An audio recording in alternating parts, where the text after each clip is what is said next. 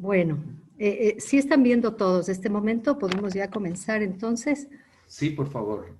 Ya. Y- Bueno, entonces, este es el nombre del estudio que yo hice y que fue el motivo de mi tesis doctoral.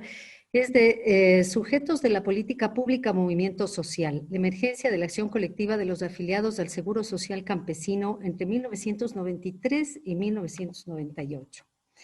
Este es el esquema de la presentación, que no lo voy a leer por el tiempo, porque tenemos poco tiempo. Bueno, voy a comenzar por el planteamiento del problema. Eh, en la década de los 80 y 90 del siglo XX, el Ecuador vivió una importante crisis económica frente a la cual los gobiernos de turno aplicaron una agenda neoliberal. Esto generó, estoy haciendo una síntesis, dos ciclos de protesta. En la década de los 80 esto fue liderado por el movimiento obrero y en la década de los 90 por el movimiento indígena.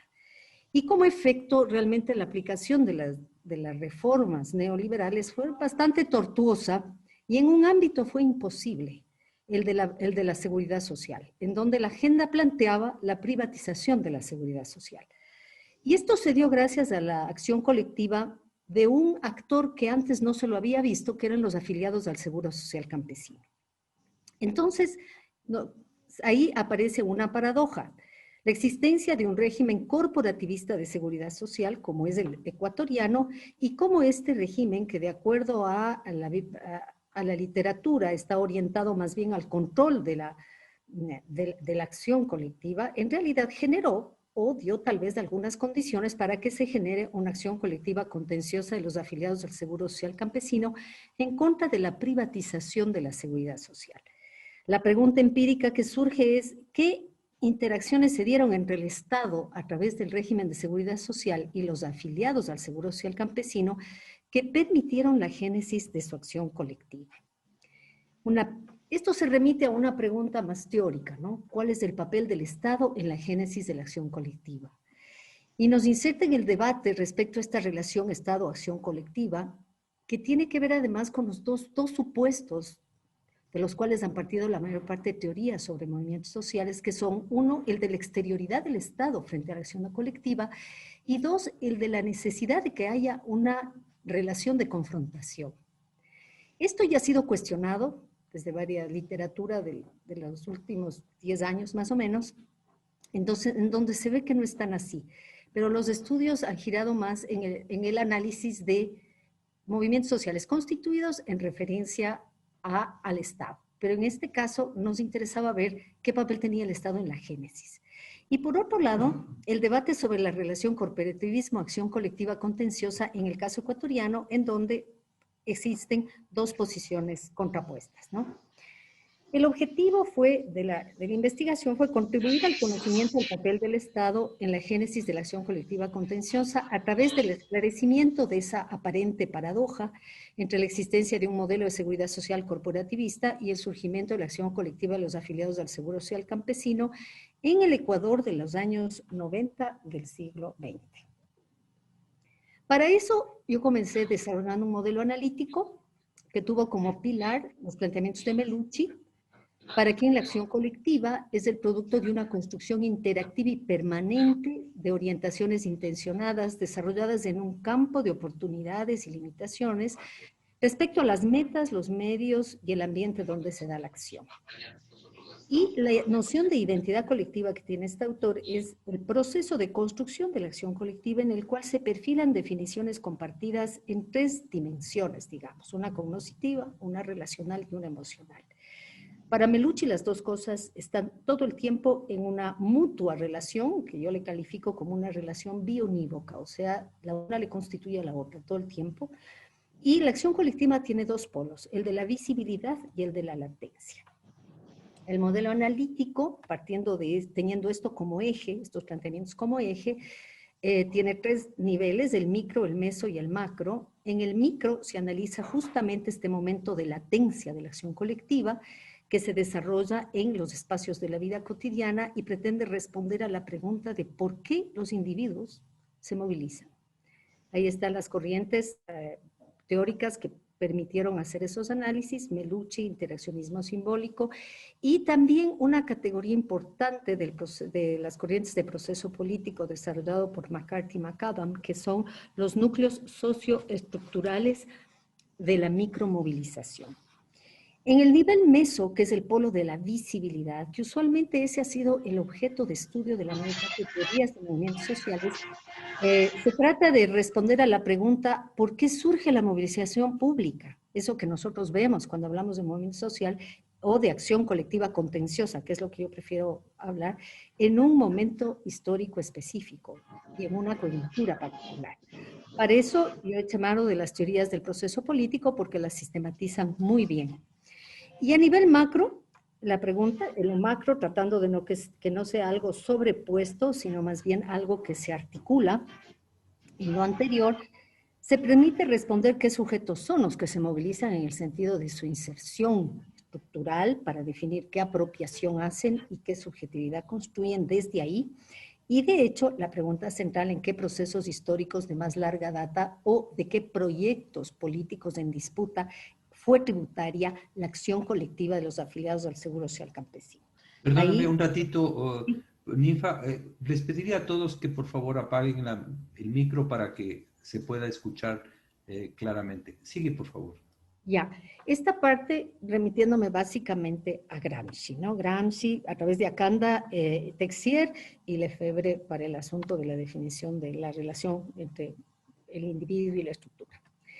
Aquí está el esquema que voy a solo mostrarles muy rápidamente en honor al tiempo, pero este es el esquema teórico con el cual yo hice el análisis, como el rastreo de la realidad y que me sirvió también, obviamente, para el análisis de los hallazgos. Entonces, a un lado está el Estado, al otro lado está aquí, como vemos, digamos, el desarrollo de la acción colectiva, identidad, acción colectiva en esta relación biunívoca, momento de latencia, momento de público o de la movilización en el momento de latencia, cómo la política pública interactúa con los afiliados y se desarrollan este conjunto de elementos que se dan en la vida cotidiana, que son como los medio prerequisitos, pero al mismo tiempo están funcionando todo el tiempo. El momento en el que también se da la acción pública, la construcción de significados, la creación de los núcleos cotidianos de la micromovilización, el involucramiento emocional y desde donde se hace el primer encuadramiento interpretativo ante el agravio. Y también la definición de quiénes son los que están ahí, quiénes son estos afiliados del Seguro Social Campesino, su inserción productiva, y desde esa forma de apropiación de la realidad material, la construcción de la subjetividad en el marco de una experiencia. En el nivel meso está la fase pública, que es donde se desarrollan las organizaciones, y ahí están los 4 elementos que plantea la teoría de los procesos políticos, la estructura de oportunidades políticas, marcos interpretativos, estructuras de movilización y repertorios de acción, los cuales de hecho se articulan, interactúan y dan pie a que aparezca la acción colectiva en un momento dado, y en el macro, pues los procesos históricos de construcción de hegemonía y contrahegemonía. Y el Estado, a este lado, interactuando fundamentalmente a través de la categoría régimen político y acá a través de la política pública de seguridad social que se concreta en la entrega de prestaciones de salud, pensiones y funerales, en este caso, a una población específica. Bueno, sigamos.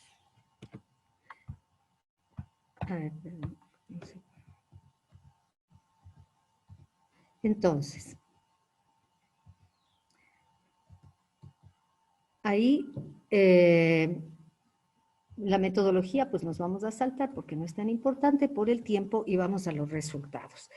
El nivel micro, el momento de latencia.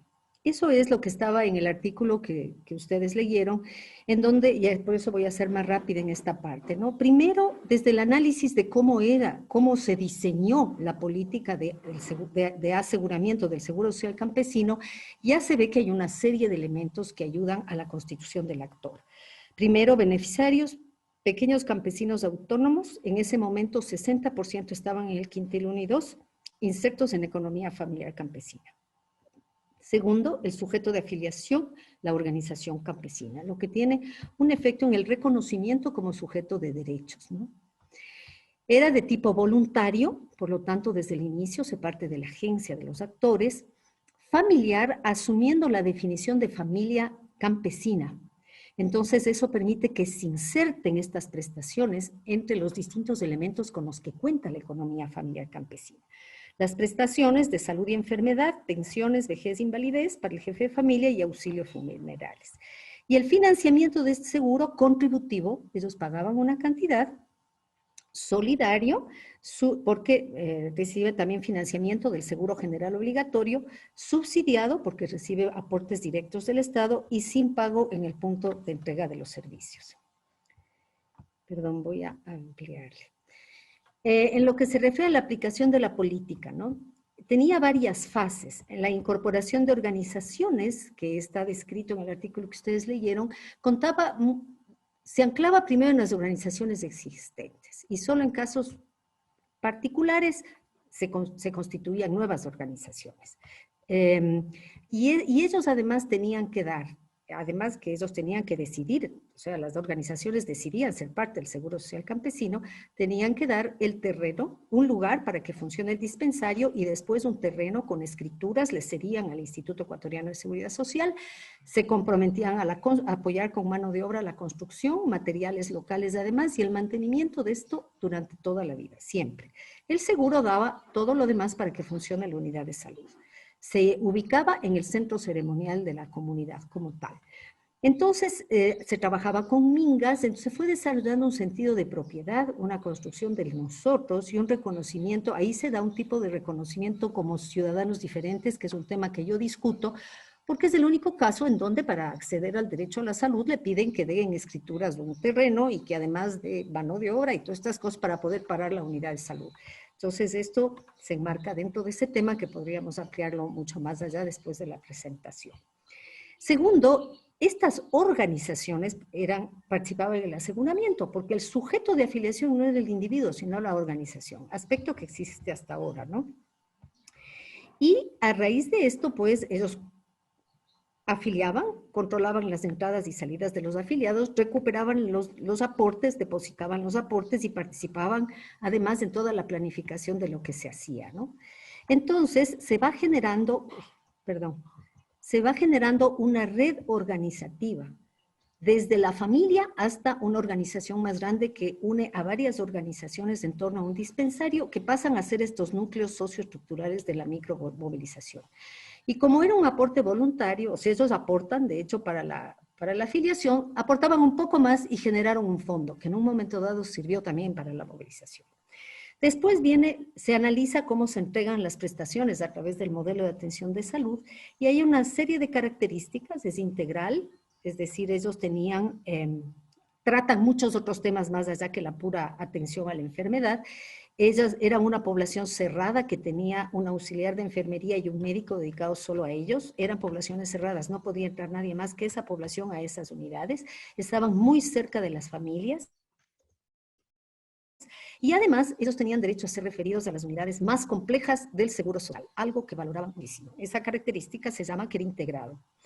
Entonces, todo eso genera un acercamiento entre los prestadores de la atención y los mismos afiliados, un sentido de pertenencia y además incluyen esto en los recursos de la reproducción social de ellos y sienten que es un derecho de ellos el acceder a eso. Y era participativo además. Cuando viene la propuesta de privatizar el seguro social, que es el eje de la propuesta neoliberal para la seguridad social, eso implicaba la desaparición del seguro social campesino, o porque le pasaban al Ministerio de Bienestar Social de la época, o porque le pasaban al Ministerio de Salud, pero de cualquier forma perdía ese financiamiento solidario y perdían el acceso a los servicios más complejos, de cualquier forma. Inclusive, claro, un financiamiento que le permitía sostener el mismo dispensario. Entonces ellos construyen esto sintiendo como una expropiación de algo que les pertenece a los campesinos en el marco de esta ética de la subsistencia de James Scott, de la economía moral de los pobres que E.P. Thompson trabaja. Sentían que era una negación de un derecho y una injusticia por eso que amenaza su reproducción social. Identifican al oponente como los gobiernos de turno y claro, a partir de toda una experiencia histórica, saben que la única alternativa es movilizarse. Eso es lo que se vio a nivel micro.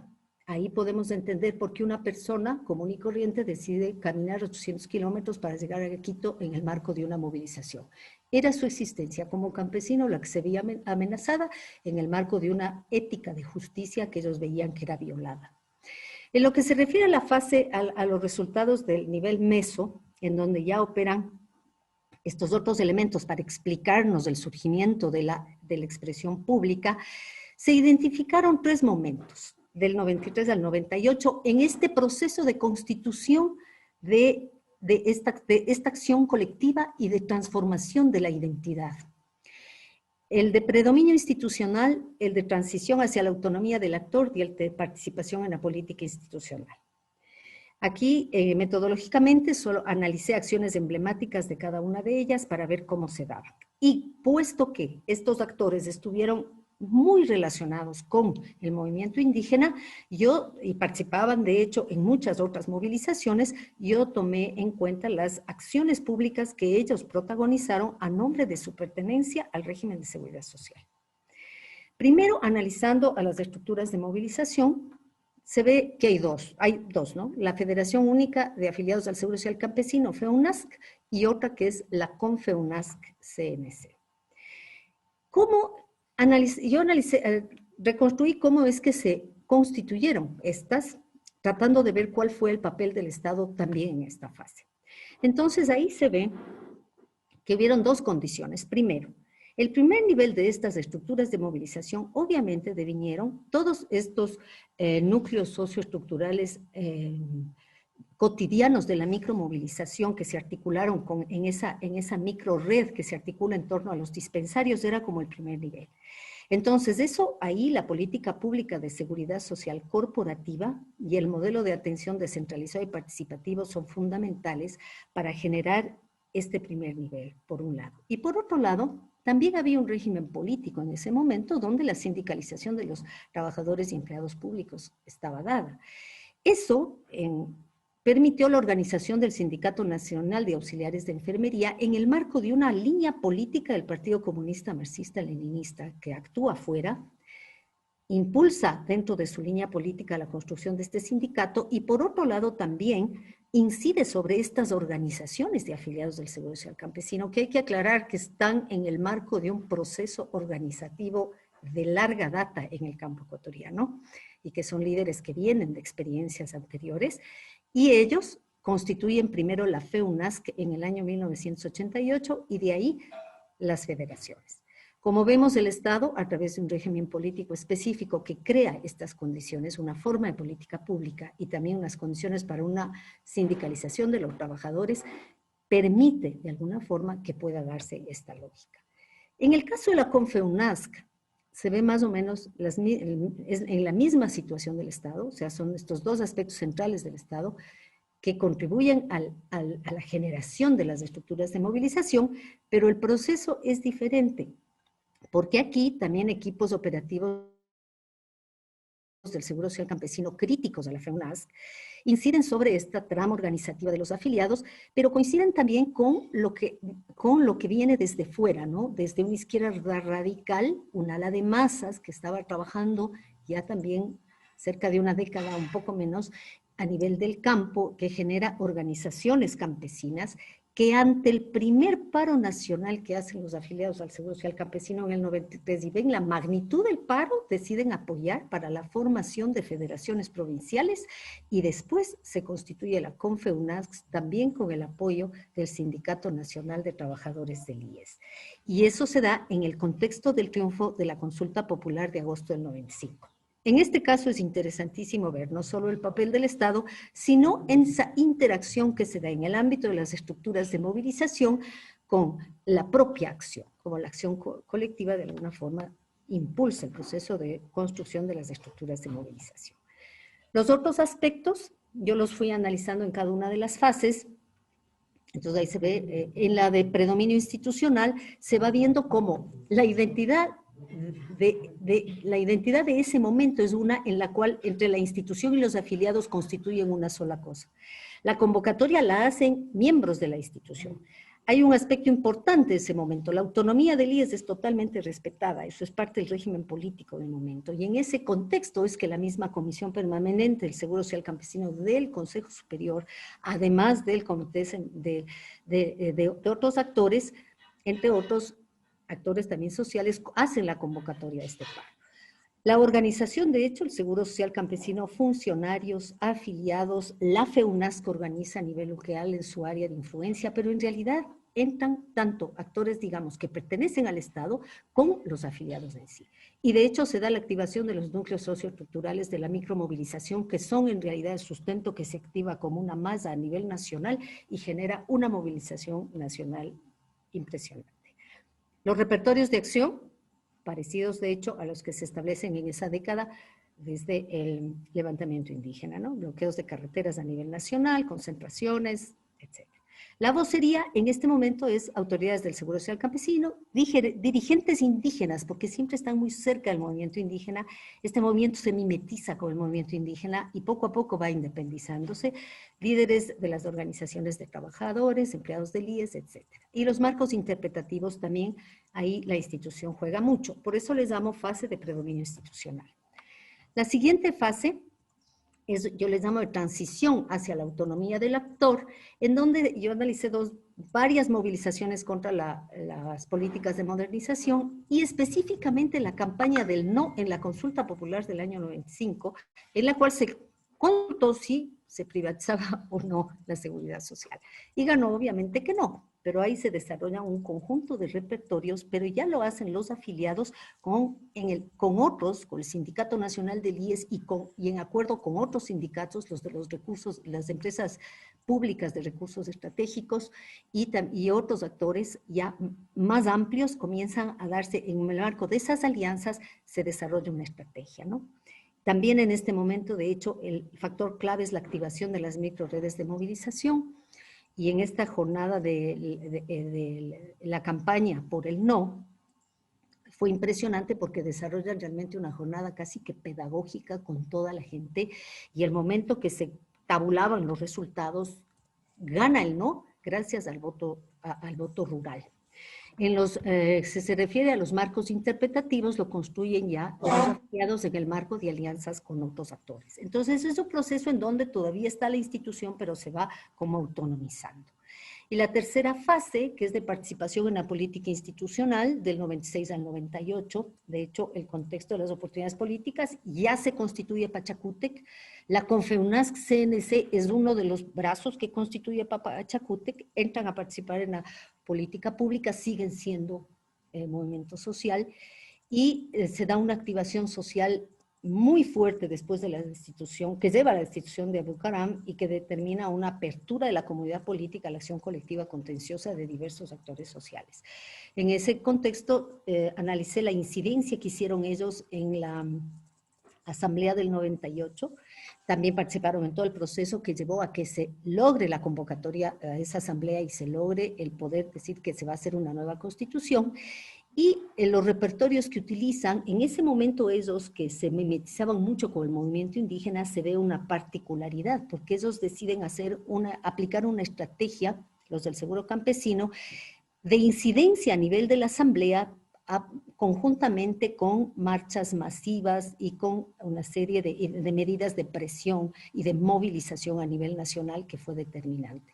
El movimiento indígena, en cambio, ya planteó el tema del Estado plurinacional, pero los líderes del movimiento indígena decidieron quedarse solo en el lobby de la Asamblea y el Estado plurinacional no pasa en esa Constitución.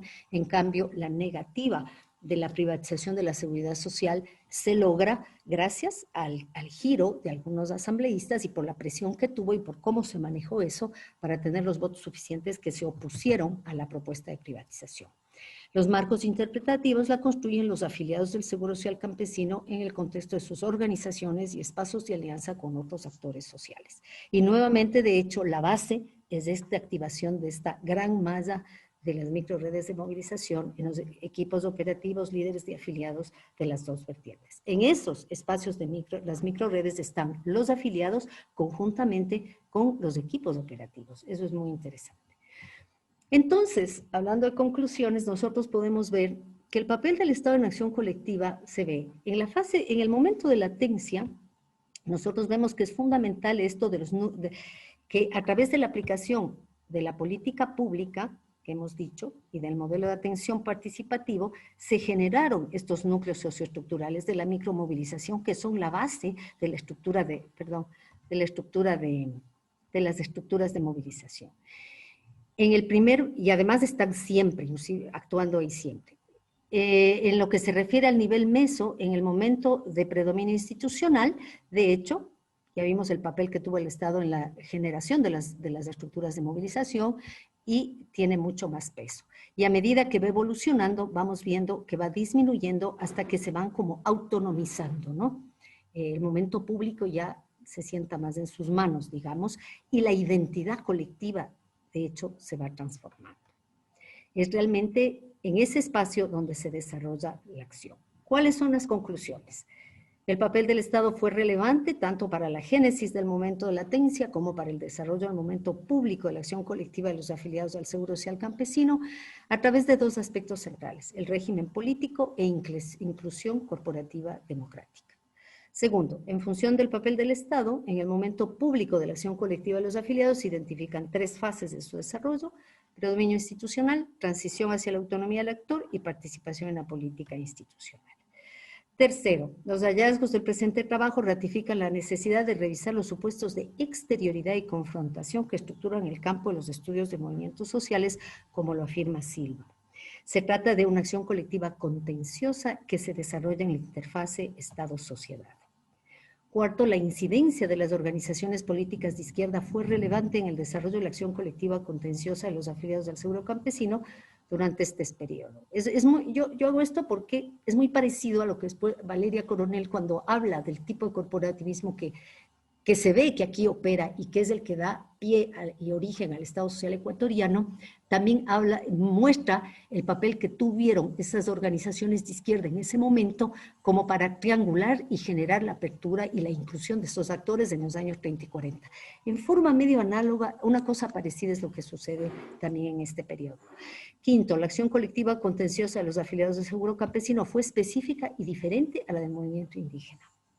Y sexto, el presente estudio muestra un caso de corporativismo societal, inscrito en una tradición surgida con el Estado Social Ecuatoriano en la década de los 30, de carácter democrático, que permitió a los sectores subalternos incidir en el tipo de Estado e integración social con la que llegaría el Ecuador al siglo XXI.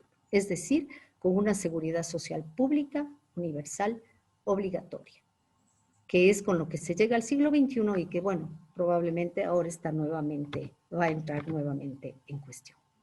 Eso es básicamente la presentación.